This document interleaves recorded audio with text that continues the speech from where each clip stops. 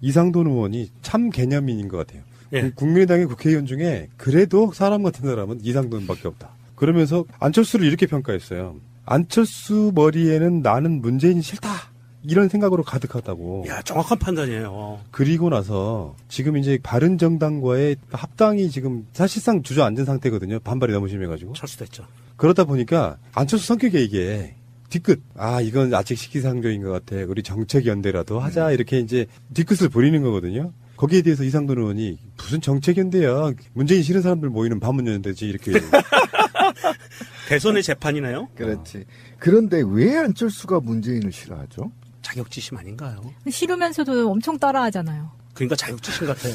제가 왜 이 질문을 던졌냐면 안철수가 문재인 대통령을 싫어할 이유가 없어요. 왜냐하면 경쟁 대상도 이제 아니에요. 안철수 경쟁 대상 아니잖아요. 본인은 그렇다고 생각할 수도 있어요. 안 됩니다. 그렇다고 해서 안철수 머리가 내가 지금 문재인 대통령을 디스하면 내 인기가 올라갈 거야 이러잖아. 근데 안철수가 문재인을 싫어한 만큼 안철수는 인기도가 빠져요.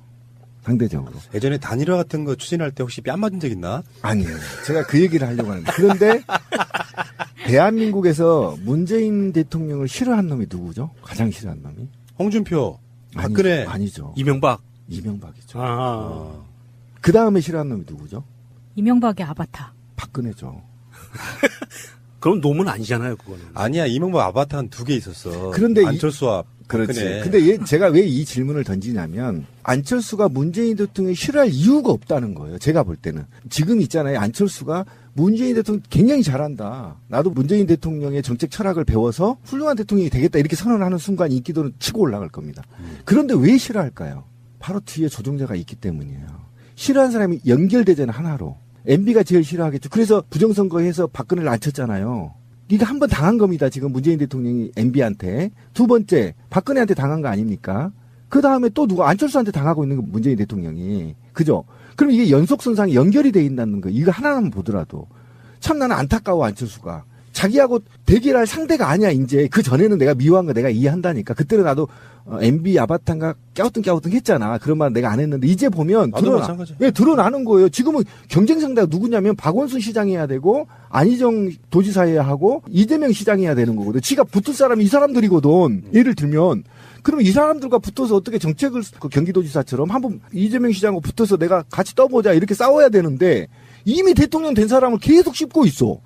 지하고 상대도 안 되는 사람을. 그러면 누군가가 뒤에 있다는 거예요. 정치적 감각에 있어서 정무적 감각이라고 하죠. 안철수하고 저하고 누가 더 낫습니까? 이거 비교할 대상이 아니잖아요. 그럼 잘 바꿨으면 좋겠다. 자, 안철수의 생각. 안철수를 여기로 온다. 무슨 끔찍한 얘기를 지금. 정치적 분석이랄까 컨설팅 해주는 사람들 또는 측근들은 뭐 하는 사람들인지 모르겠어요. 긍정적 시너지로 가야 돼요. 안철수가 네, 맞아요. 안철수가 대선이 끝나고 나서 단 한마디라도 문재인 대통령 잘한다 이야기 하지 않았거든요. 청와대 한번 밥 먹으러 갔는데도 뚱 해가지고 웃는 꼴을 못 봤어. 입주댕이 툭 튀어나와가지고. 그렇게 부정적인 에너지를 주고 있는 사람은 뭔가 적용용으로 정치권에 탄생한 아바타 같은 느낌이 진짜 드는 거예요. 박지원이나 정동영 이런 사람들이 반발하는 이유가 뭐예요? 국민의당으로서는 사실 생각해보면 바른정당과 연대한다는 거는 기반이 호남인데 수도권의 지지가 일부 있기는 한데요. 그거는 총선 때의 표분석에 전 지나지 않는다고 생각하거든요. 유의미하게 정치 세력으로서 남아있으려면 호남을 지키는 전략에서 수도권으로 가야 되는데 호남은 포기하는 전략으로 가고 있는 거야. 바른정당과 연대는. 여론조사가 기가 막히게 나왔잖아요. 그때 당시에. 바른정당과 연대하면 지지율은 이렇게 올라가. 근데 사람들이 모르고 있던 숨은 헤드라인이 있었다고.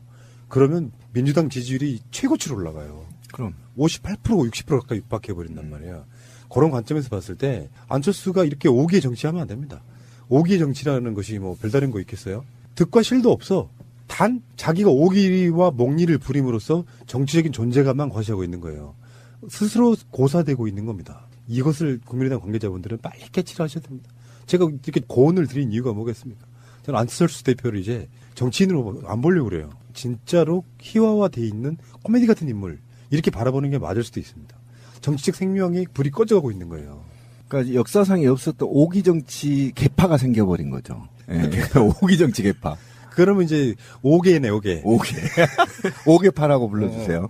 이거는 참 안타깝죠, 그죠? 아까 곰피드 얘기한 게 굉장히 중요한 얘기인데 긍정적 에너지 시대거든요.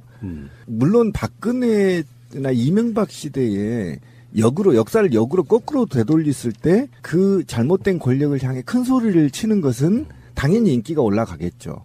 그런데 지금 상식의 시대를 맞이해서 그들이 망쳐놓은 나라를 잘 토대를 만들어 가고 있는데 거기다 대고 자꾸 디스를 하면 이 사람은 계속 욕 처먹고 고립돼요. 당내에서도 고립돼.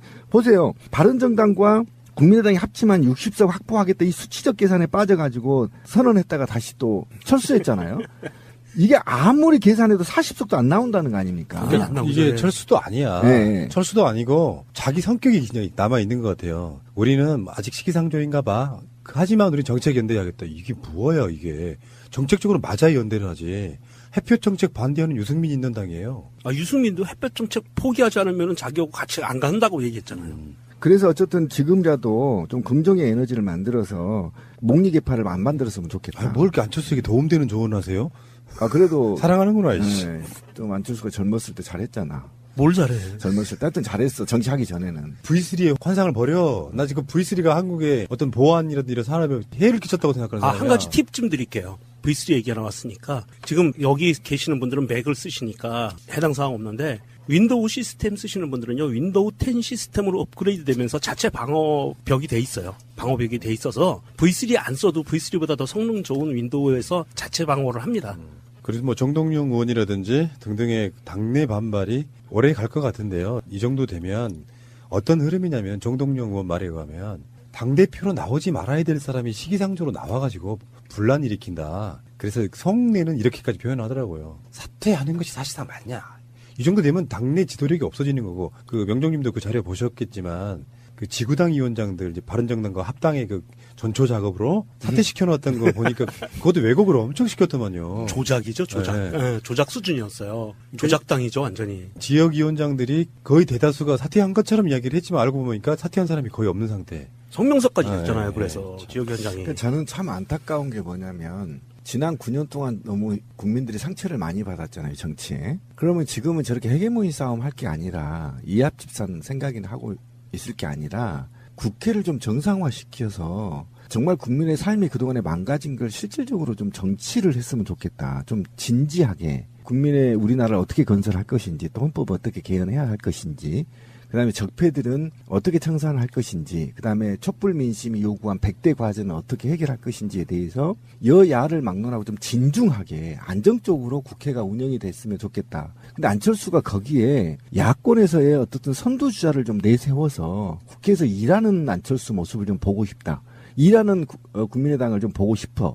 그러면 바른정당도 들어올 것이고 그러면 혼자 나가서 놀고 있는 자유한국당들도 어느 순간에 들어올 겁니다. 그러면 정말 모처럼 만에 훌륭한 대통령 만났잖아요.